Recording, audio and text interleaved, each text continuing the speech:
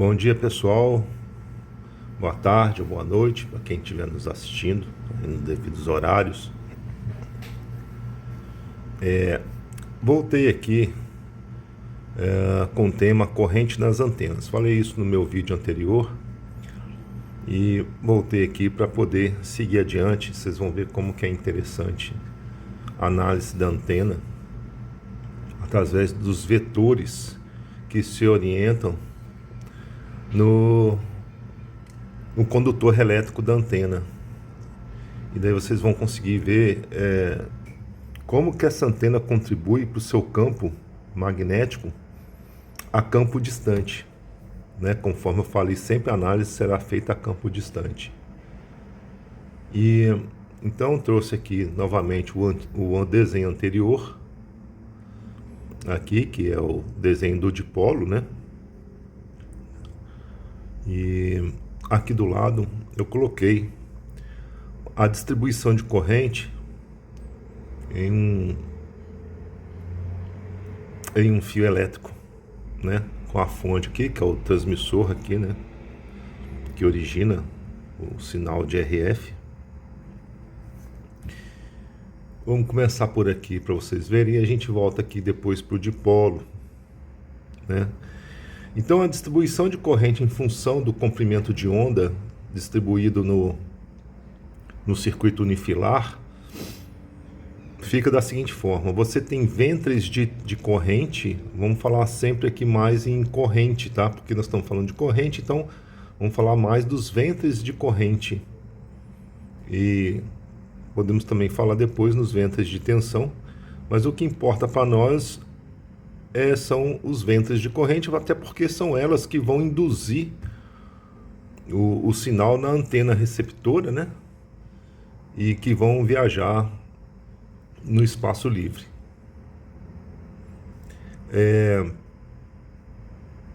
Então você tem os ventres de corrente com seus I máximos aqui, atingindo aqui o topo do ventre, né? E nesse conceito que a corrente atinge seu I máximo, ela se declina e atinge seu I mínimo, I igual a zero. E daqui você tem um vetor colocando a direção, o sentido dessa corrente. Veja a direção e o sentido dado pela setinha aqui dessa corrente. Depois, o outro ventre, né? Você pode ver nos livros e demais artigos que você encontrar, é representado aqui para baixo, que é o I máximo. Ele é representado assim para baixo porque significa que a corrente mudou de rumo nesse ventre de corrente. O pessoal fala que ficou negativo, né? Aqui para cima positivo e aqui para cima negativo. Mas qual o sentido físico disso, né? Não é que ele ficou positivo e negativo, né? Na verdade, ele muda de direção. Na verdade, muda de direção, não, muda de sentido. A direção é a mesma. Ele muda de sentido. Então, o outro ventre de corrente, em sentido oposto ao primeiro, significa que a corrente mudou de direção, né? Ele veio para cá. Note que um ventre de corrente para cima, outro ventre de corrente para baixo, o ciclo se completou. Eu tenho então aqui um comprimento de onda, tá certo? Então, dentro de um comprimento de onda, nós temos então as correntes viajando, né? Aqui a gente pode até falar em traveling waves, né? Ondas caminhantes, são ondas viajantes, né? Da seguinte maneira. Então você gera aqui uma corrente nessa direção, nesse sentido. Quando ela se inverte, você gera essa mesma tensão em corrente em sentido oposto. E assim ela caminha. Ventre de corrente I máximo, sentido oposto. Ventre de corrente aqui é I0, nesse ponto, onde a corrente aqui é nula. Depois ela torna-se corrente máxima. né? É um ventre de corrente máximo, só que sem sentido oposto. E daí elas se cancelam. Veja, então, se você tem então o vetor de corrente, né? Nesse sentido, e depois na seguinte sequência você tenha o vetor de corrente no sentido oposto, esse vetor se cancela com esse vetor. Eles estão totalmente opostos em fase, estão fora de fase. Quando eles estão em fase, que é o primeiro e o terceiro aqui, as correntes se somam. Então é esse conceito que eu queria passar para vocês, através de análise dos vetores de corrente na antena. Isso aqui vai ajudar muito a gente a perceber algumas coisas nas antenas, né, que vão designar aí a eficiência, né, das correntes transmitidas, né, emitidas ao espaço livre, e o cos com contribuição para campo distante. Então, analisando aqui, esse vetor se cancela com esse vetor se cancela com esse, e assim sucessivamente. Veja, esse vetor se soma com esse, porque está na mesma direção e mesmo sentido. Mas esse vetor se cancela com esse, porque está na mesma direção, mas sentidos opostos. Estão fora de fases, tá? Fora de fase. Então aqui é 180 graus, e aqui mais 180 graus, 360 graus é o ciclo completo. Um ciclo completo é um comprimento de onda, tá? Então tá aqui. E essa análise tem que ser feita ao longo de todo o elemento elétrico da antena. Depois a gente volta aqui para o dipolo, a gente vai ver isso melhor. Eu disse isso no vídeo anterior. A gente volta aqui e eu mostro, vocês vão entender. Então veja, vamos olhar aqui a contribuição dessa corrente a campo distante. Ela é transmitida, esse ventre de corrente, mas ela se cancela com essa, mas ela se soma com essa, e ela se cancela. Então a resultante aqui dessas correntes é nulo, porque você tem essa se cancelando com essa, depois essa se soma, mas se cancela imediatamente após com essa, e assim sucessivamente. Então a brincadeira começa aqui. Nós temos que sempre tentar alinhar esses vetores na direção e sentidos, não opostos, mas no mesmo sentidos, porque assim os vetores se somam, né? Eles vão se somar, e daí o que ocorre é que a campo distante, no espaço livre, a contribuição dessas correntes vão ser favoráveis à irradiação, né? A contribuição da energia irradiada até que se propague ao receptor. Vamos ver aqui agora o dipolo. O dipolo. Como é que fica a distribuição de corrente no dipolo de meia onda? Então, no dipolo de meia onda, como eu disse até na aula passada, você tem um ventre de corrente, onde aqui é o I máximo, né? E você tem a distribuição aqui da tensão, você tem V máximo nas extremidades, né? E o V mínimo, V igual a zero, no centro da antena. E aqui torna-se V máximo de novo na extremidade oposta da antena. Veja, eu coloquei aqui V máximo, eu fiz esse desenho aqui assim, tá? Muitos colocam aqui para baixo aqui. Significa que a voltagem, o ventre de voltagem, tá? Para baixo, né? Eu botei de propósito aqui para cima para vocês verem um V máximo aqui, mas normalmente o pessoal coloca aqui, é para mostrar que ela mudou de direção, a tensão, tá? É somente isso. Quando ela vem para baixo, significa que ela mudou de direção, não, mudou de sentido. E a distribuição de corrente, como é que fica? Né? Veja, aqui a corrente é nula, Por quê? Porque o condutor termina aqui, não tem mais como trafegar a corrente aqui. Daqui para frente, ela ela começa a viajar no espaço livre, tá? Deixa eu segurar aqui. Eu estou fazendo isso aqui, segurando o celular aqui, filmando com o celular, fazendo esse vídeo com o celular. Então vamos lá. A corrente gerada daqui, ela tem essa direção, conforme você pode ver ali, ó. Tá? No primeiro ventre aqui, ela tem essa direção aqui. E depois, no outro ramo da antena, que é 1/4 de onda, ela tem essa direção aqui. Nas extremidades, I igual a 0, tá? No centro da antena, o I é máximo, é o ventre de corrente. Se aqui a corrente é máxima, a voltagem aqui é praticamente 0, tá? Porque I máximo, V mínimo, lei de Ohm, certo? V igual a RI. Então, a lei de Ohm, ela exprime exatamente isso aqui. Veja, aqui eu vou fazer só um breve adendo aqui. Veja as correntes aqui na linha de transmissão, a linha que leva o sinal do transmissor até a antena. Veja, você tem uma corrente que sobe e você tem uma corrente que desce. E é óbvio, né? Porque a corrente vem daqui, ela desce, o condutor aqui desce, o transmissor gera, a corrente aqui sobe e vai adiante. Então você alinha.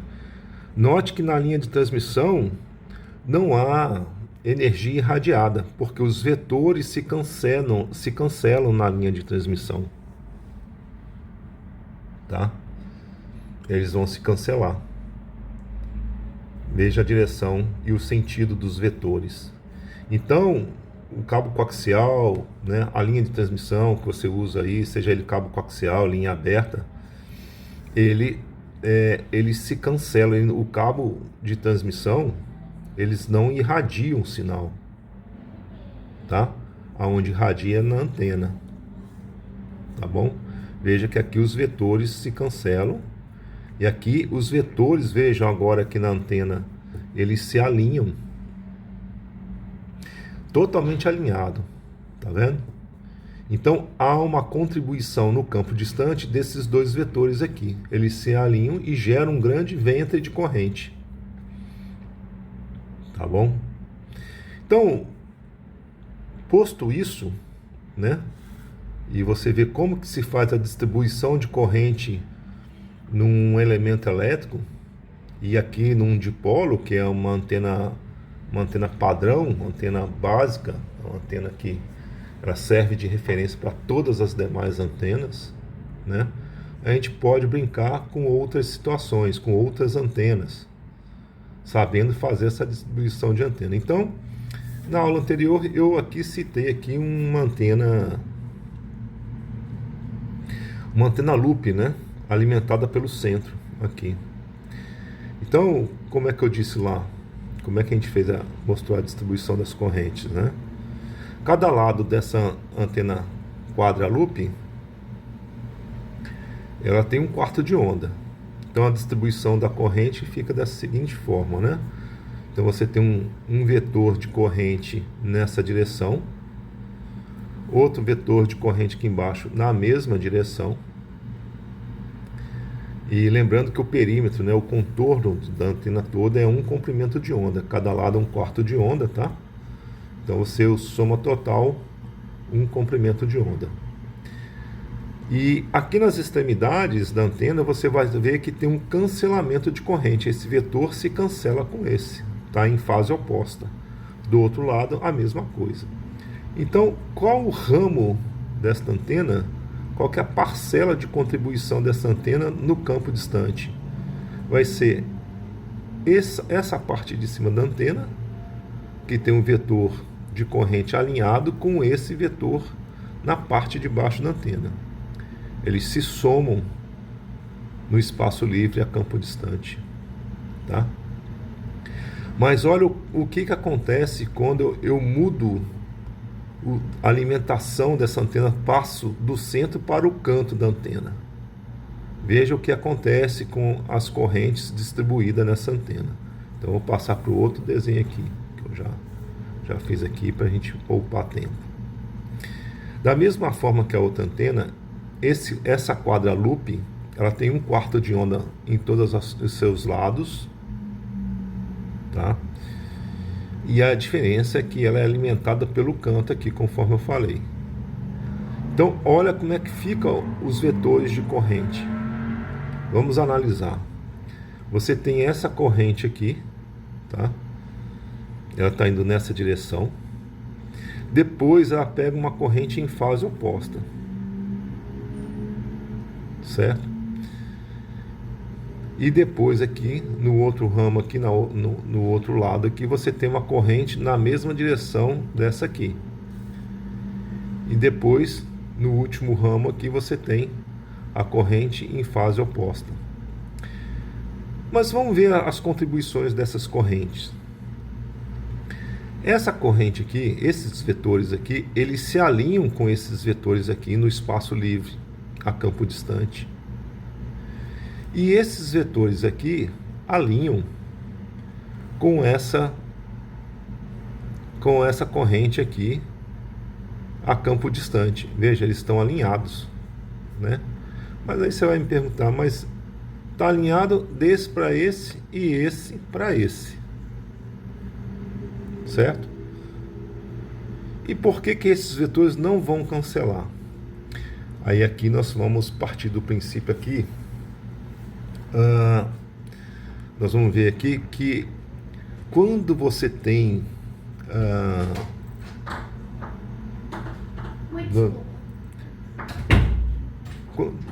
gente, desculpa que houve uma interferência aqui de uma pessoa. Quando você tem aqui essa linha,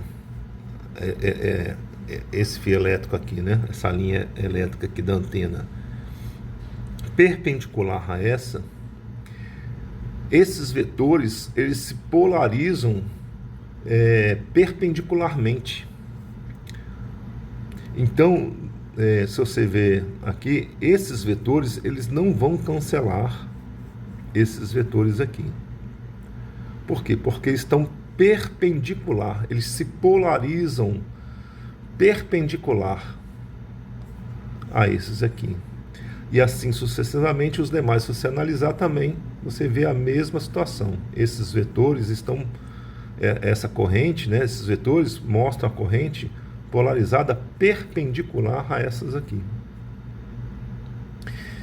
Então, o que acontece? Não há o cancelamento quando dois vetores, né, não há uma resultante aqui que você possa falar, parte dessa energia está cancelando essa, parte dessa energia está contribuindo com essa no infinito, no espaço livre. Então, esse vetor aqui está perpendicular a esse vetor. A polaridade aqui está perpendicular, né? Então, nessa polarização, né, vamos falar aqui assim, se eu tomar aqui como referência assim, horizontal e polarização vertical, não interferem, não atrapalham nesses vetores, nessa combinação de vetores, vamos falar assim. Entende? Então, se você olhar aqui também, ó, vamos botar aqui perpendicular. Aqui, ó. Esse vetor aqui, perpendicular, botei aqui na vertical para vocês entenderem, aqui na horizontal, não vai atrapalhar, ele não vai subtrair, né, esse vetor aqui. E também nem vai contribuir, tá? O que ocorre aqui, matematicamente dá para se provar isso, tá bom? É que são as polaridades, são as polarizações que nós temos do sinal radioelétrico. E daqui, estando em perpendicular, eu não tenho contribuição desse nesse e nem desse nesse aqui. Agora vou voltar na posição original aqui. Então veja, resumindo então, esses vetores de corrente se contribuem com esses vetores de corrente aqui, e esses vetores de corrente se contribuem com esses vetores de corrente aqui. E daqui você vê que há dupla contribuição diferente do que era aqui a mesma antena, com a mesma geometria quadra, porém alimentada no centro. Veja que eu tenho a contribuição desse vetor aqui de baixo com o de cima, porém esses se cancelam, esses se anulam, né? Então, o que você imagina daqui para aqui? Vamos comparar as duas antenas então. Qual que seria a melhor antena para a gente fazer? Você veja que essa antena tem mais contribuição de corrente a campo distante do que essa. Então, portanto, essa antena vai apresentar maior eficiência, maior energia irradiada, portanto, um maior ganho, pouco mais, tá? Do que essa, tá bom? Vai ter um ganho um pouco maior do que essa aqui. Porque os 4 ramos, eles estão se contribuindo a campo distante. Esse com esse com esse, tá? Então é isso, pessoal. Um outro tema que eu vou falar disso tudo, a gente começa a mexer na geometria da antena. Eu escolhi a quadra-lupo porque aqui, o que eu mexi nela? Só o ponto de alimentação. Depois eu vou mostrar para vocês outras antenas. Eu tomei aqui depois, tá até ali, brincando aqui, ó. A Delta Loop, tá? Tá aqui também, ó. Já tá prontinho também. E já eu vou fazer um terceiro vídeo mostrando o comportamento da Delta Loop e o que dá para melhorar nela. Nesse caso aqui, então, voltando aqui, isso aqui nos habilita a melhorar nossas antenas. A gente mexe na geometria dela de forma que a contribuição das correntes elas sejam mais eficientes, que elas se contribuam mais e não que elas se cancelem, né? Isso é fundamental importância. Mas o que isso vai interferir na nossa antena, no nosso ponto de análise que eu ainda não comentei? Quando a gente mexe na geometria da antena para melhorar essa distribuição de corrente, de forma que essas correntes se alinhem, ou seja, elas entrem em fase, né, entre si e contribuam melhor para o campo distante, o que acontece quando a gente começa a mexer na geometria da antena? Nós vamos ter a sua, fatalmente, lógico, nós vamos ter a sua impedância alterada. Essa antena aqui tem uma determinada impedância, essa tem outra.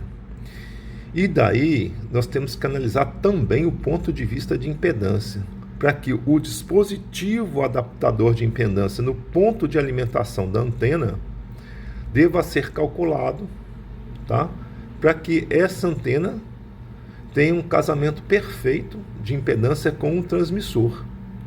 Porque não adianta nada a gente também mexer na antena, na geometria dela, de forma a alterar a distribuição de corrente para que melhore o desempenho da nossa antena, se essa impedância vai ficar muito longe da impedância característica do seu transmissor, de todo o seu conjunto transmissor-cabo, né? Ou seja, que hoje a gente trabalha com 50 ohms. Se ficar muito longe, nós temos que calcular, fazer dispositivos adaptadores de impedância para que faça o casamento, sob pena da gente perder toda essa energia irradiada e ela retorne para o transmissor com perda, né? Perdendo a eficiência do teu sistema irradiante. Então esse é um outro ponto que também merece análise, e é óbvio, né? Tem que merecer. A impedância da antena, a gente tem que tentar mexer em todo o conjunto da geometria da antena, porém sempre observando nos parâmetros de impedância da antena, para que ele não fuja muito de 50 ohms. Porque quanto maior a diferença de impedância, 50 ohms para a antena, quanto maior essa discrepância de impedância, mais acirrado vai ter que ser o seu adaptador de impedância, né, para poder trazer, né, essa antena para a impedância característica que a gente deseja, tá bom? Então é isso que eu queria dizer por hoje, ok? Muito obrigado a todos, um abraço. Retornaremos com um vídeo que seguiremos adiante nesse assunto de distribuição de corrente. Um abraço a todos. e fiquem com Deus.